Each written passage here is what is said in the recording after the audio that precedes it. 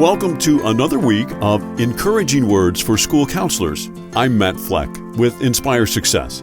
Our mission at Inspire Success is to help those who help students succeed. And through that mission, we've met lots of inspiring school counselors, including today's guest, Trudi Wolfe. Trudi has been an elementary school counselor for 17 years, but prior to becoming a school counselor, she spent another 20 years or so in the mental health field. One of her first jobs as a mental health counselor was at a residential shelter for children. There, she heard some advice that has stayed with her for a long time. The work at the shelter was very hard. We had a mixture of children placed there by DCS and also by juvenile probation. It was residential. And so it was hard to see changes for the children. And because it was a small community, we were able to stay in contact with them once they went home. And that was sometimes even more discouraging to see them regress. But my supervisor, Joanne, always said, "You're planting seeds. You may not see the results of the growth and the blooming because you work with children.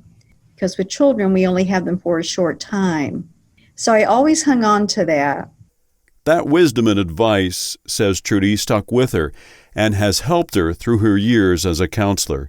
A few years ago, our district was doing some long-range planning meetings. So parents and community members, teachers, counselors, a lot of people were involved.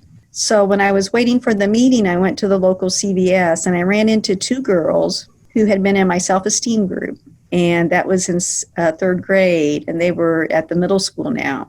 And they were so happy to see me, and they told me how much they enjoyed group. And we had two really important poems that we used a lot in that group, and they recited both poems from memory. And one girl told me that she still has her little card with the poem on it, and she looks at it every day.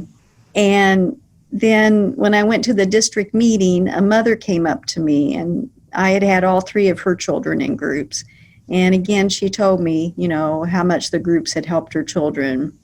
And that was kind of a dark day for me. That was not a good day for me. But it quickly turned into a very meaningful day for me because I saw the results of the seeds I had planted. To get through those especially tough days and weeks, Trudi says it's a good suggestion to collect those moments, those treasures along the way. Remember, you're always planting seeds in this work. And we only have the children for the short time that they're with us in our school building.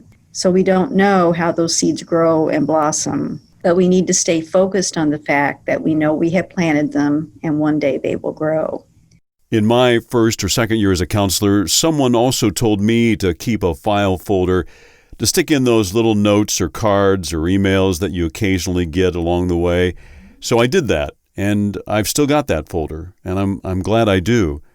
Trudi reminds us that we not only need to keep those treasures, but we also need to listen to them.